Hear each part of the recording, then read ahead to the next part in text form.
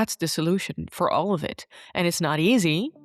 No one said it would be easy, but it works. Like, that's the only thing that's gonna work is. Hi, I'm Ayla, and I am not that kind of CEO. You won't find me in a fancy corner office, but rather in a quiet corner of my home. I followed a bold vision and built my life and business around it. That's how I ended up in France, where I'm raising 2 little girls, renovate our 500-year-old castle together with my husband, run a coaching business, and still have space to breathe. After a decade of helping women simplify their business to make room for what matters most, I created this show to help you do the same. Let's build your business around the life you love. Welcome to Not That Kind of CEO. Hey love, welcome back to Not That Kind of CEO. Thank you so much for tuning in today. I am nervous to record by myself today. Isn't that something? Isn't that something? Me who loves to talk, and I normally just hit record and go. And today I'm feeling nervous about it. And it's because I've been overthinking the shit out of everything. And now I'm just afraid to say words because I'm afraid that the words will come out in the wrong order or something. I've been really deep diving into human psychology and really wanting to improve as a speaker. So I've been looking into things that like grab your attention and opening loops and just saying like tiny little things makes you go, oh, cool. You lean in and then like that's an open loop and then you just wait and the loop is still open and that's why you keep listening and stuff like that. And like, oh, it's so interesting. And now I'm just sitting here thinking, I don't know how to talk anymore because it's basically that little square that you have. I've always learned it as a square. You can see it as a path as well. Doesn't really matter. It's the skills of competence that there are. There's 4 of them. The first of them is unconscious incompetence. So there's a skill out there. You don't have that skill, but you're also not conscious of the fact that you don't have that skill. This is why it's unconscious. I cannot think of a skill right now that I'm incompetent at because I'm not aware that it's there. I cannot repair a car, for example. And that's something I'm not consciously aware of until there comes a moment where I'm like, oh, I really should repair this car. And that's when you get into the second step, which is conscious incompetence. You're aware of the fact that there is a skill out there and that you really, really suck at it. It's not a fun place to be in if it's a skill that you need or you want to learn and you're like, oh, well, fuck. This is not taking me anywhere. Then comes the part where you start to learn the skill because you're like, oh, I need this skill. Let's go learn it. There comes a moment, and this is the step that's the most mind fucking of all. I'll explain in a moment. And it's conscious competence. This means that you can do the skill to some extent. It's just that you're not really good at it yet. You're getting good, but it takes a lot of brain power to be good at it. And the entire time that you're performing the skill, you're very aware of the fact that you can do it, but hope you're doing it right. And it's just, oh my God. And then after you go through that phase, there comes the phase where you can breathe again because now you are unconsciously competent. That means that you can just do the skill. It's walking, it's biking, it's riding a car. The first time that you're riding a car, you're like, oh my God, I have to do so many things at once. And now you just get in the car and you get from A to B. And when you get to B, you're wondering how you even got there because you just went there and you were in your head the entire time, didn't notice what you were doing. But somehow you managed to steer the car from A to B. The point where most of us get fucked up is the third stage, being conscious of your competence. And that's the part that we really love to skip because now you're just saying, okay, I can do this skill. Okay, I can do this skill. And you move on. But that you can do the skill doesn't mean that you're good at it. And this is the part where growth really happens. It's the part where you go in and do it again and again and again and again and again. And then after a while, things start to get easier. For me right now, for example, it's words, apparently. It's talking. It's this whole thing of talking to people on the internet. and just going, oh, hey, I'm here. I have ideas. Let me speak them out loud to you and let you hear them and hopefully get something valuable out of it.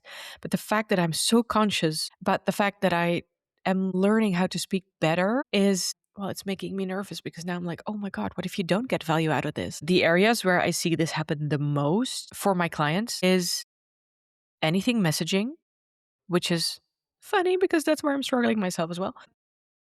We have all learned to write, we have all learned to talk. There is a very big difference between talking to a client, a person you're wanting to help with your business, whatever the business is, and digital marketing, for example. But if we have a business, we have to market, set business, otherwise we cannot help the people that we want to help. And I have the absolute joy and luck to be working with a lot of women who, all of them, literally all of them, have as one of their value impactfulness.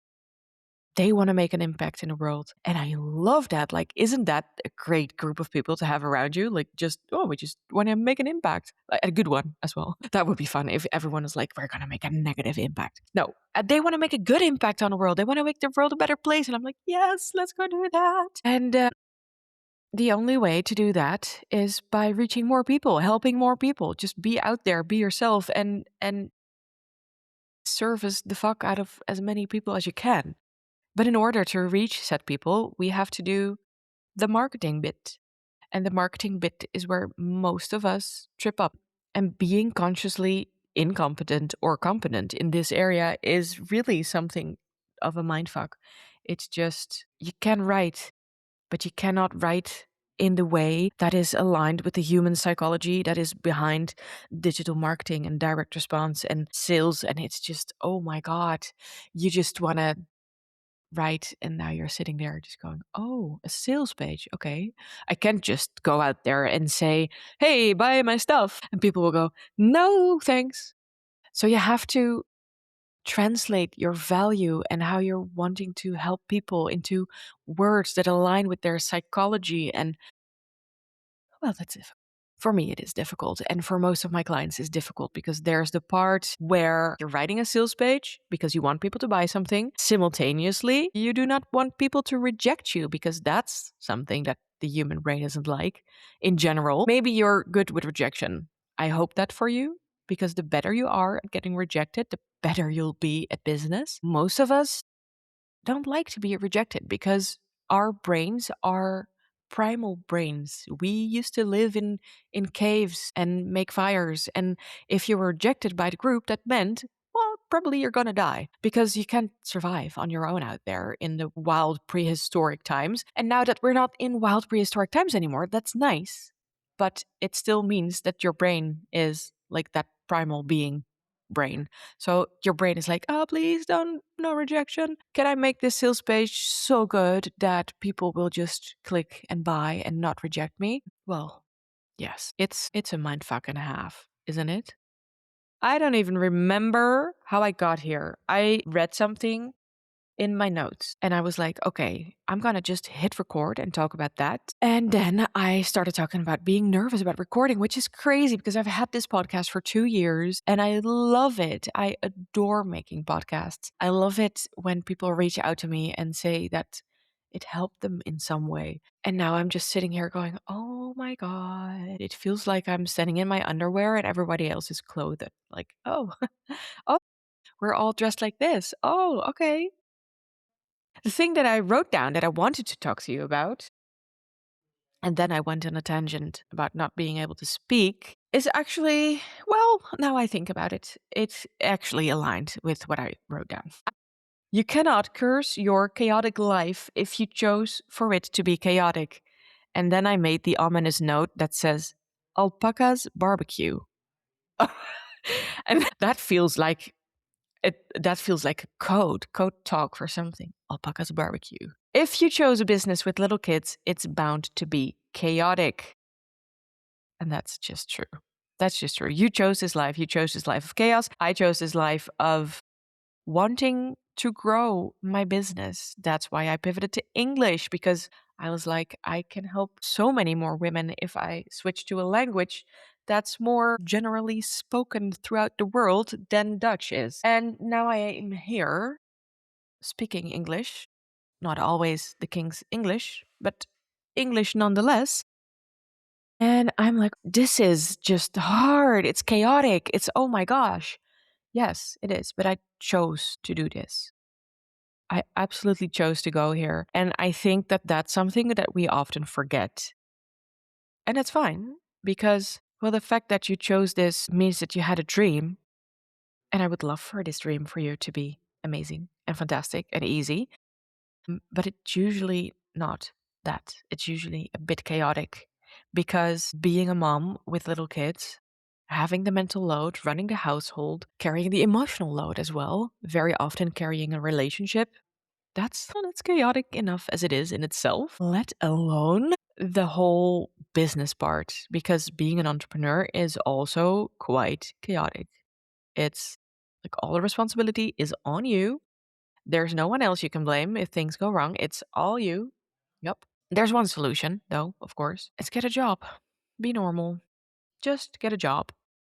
Then, at the end of the day, you get to go home. You get to close your laptop and you get to say, bye, everyone. I'm out. I'll see you tomorrow. And then you get to be the mom, nonetheless. I mean, that part stays. But it's easier to just take a bit of a distance from a job in corporate where everyone else, anyone else, someone else is responsible for the results. Well, no, of course not. Duh, what am I saying? You're always responsible for your own results.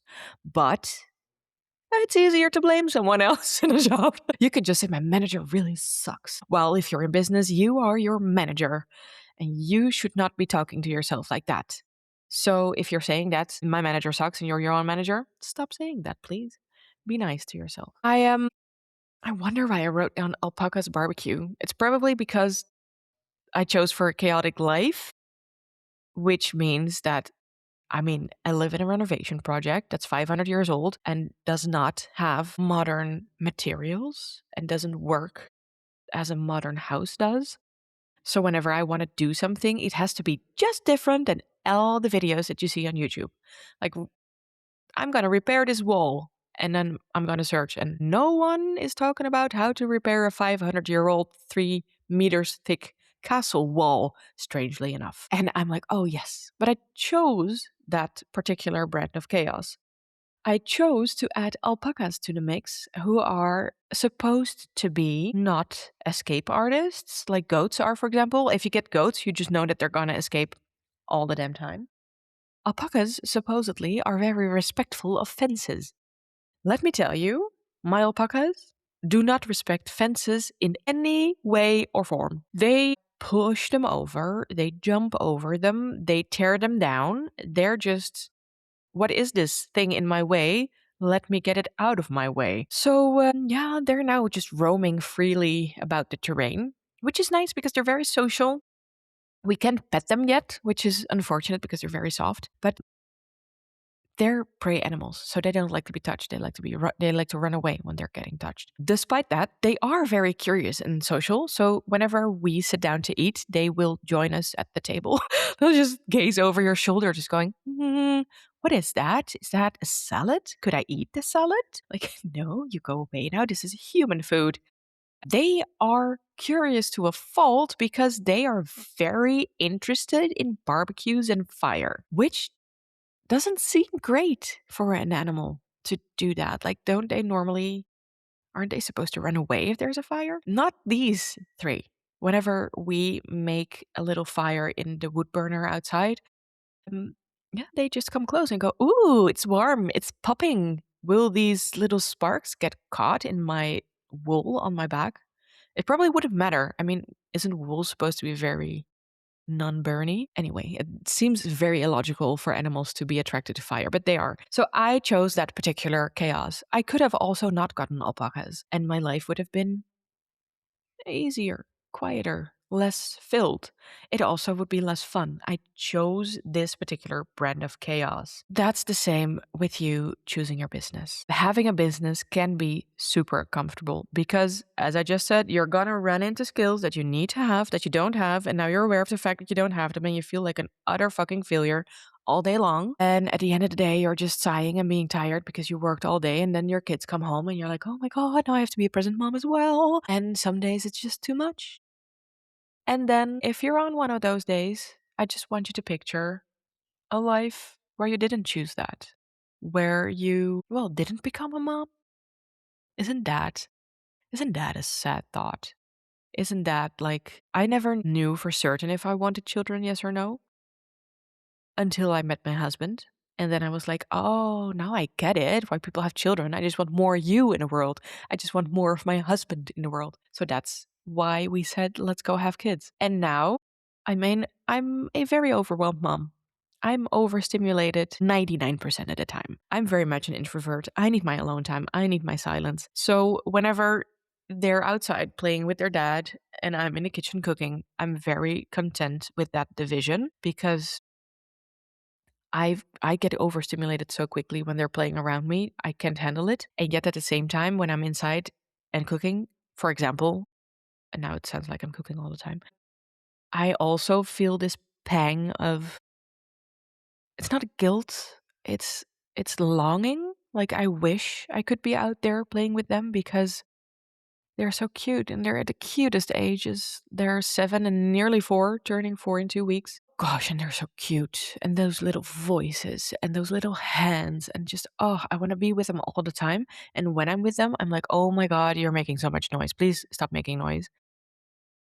And it's just, it's the duality, isn't it? But still, like, I wouldn't miss this for the world. And the same goes for my business. It it's hard. It's chaotic. It's way more difficult than I imagined it would be. And yet, if I imagine myself in a job, my brain just goes, babe, error. No, thank you. Been there, done that, not going back to that again. So, yeah, embrace the chaos that you chose, basically. That's why I am working so hard with these amazing women that also have businesses, also have little kids, to make sure that what they're building fits your particular brand of chaos. Because that's the trap, I think, for many of us. We have a business that's super difficult. We have a life that's chaotic to the brim. And yet we're leaning on all the things that people outside of our lives are telling us that we should do. People who have a very different brand of chaos than you have. Their lives might be chaotic, but it's a different kind of chaos than the business that you have. So build a business that's built around your particular brand of chaos. That's the solution for all of it. And it's not easy. No one said it would be easy, but it works. Like that's the only thing that's going to work is build the business around you. And then when you are so clear on how you work, how you think, how your business works, how your life runs, how your body works, how everything in your life works, then you can take the things that people outside of you are telling you to do and you can judge them. You can say, yes, this will also work for me. No, shut up, this won't work at all. Or I like this idea. Let me remake it into something that actually works for me as well. If this is something that you're interested in doing as well, I invite you to put your name on the list for the upcoming program that I'm going to run with my clients. It's called The Foundation, and in it, we are going to do, well, basically exactly what I just told you. We're going to figure out who you are, how you work, what you do, what's your business, so that you can spend less time on your business, spend less energy on it, and you can grow it with more ease and you can make that bigger impact because I'm sure that you're one of those people as well who just wants to make a bigger impact in the world. And then at the end of the day, you get to still feel like an actual person who is there for her kids or her husband, partner, life, own body, whatever you want to be a person for. At the end of the day, you're gonna have energy left to be a person. Isn't that nice? If this is something that interests you, put your name on the list. I'll keep you in the loop for when we're going to start it exactly. Any other details that you need, I hope to see you there.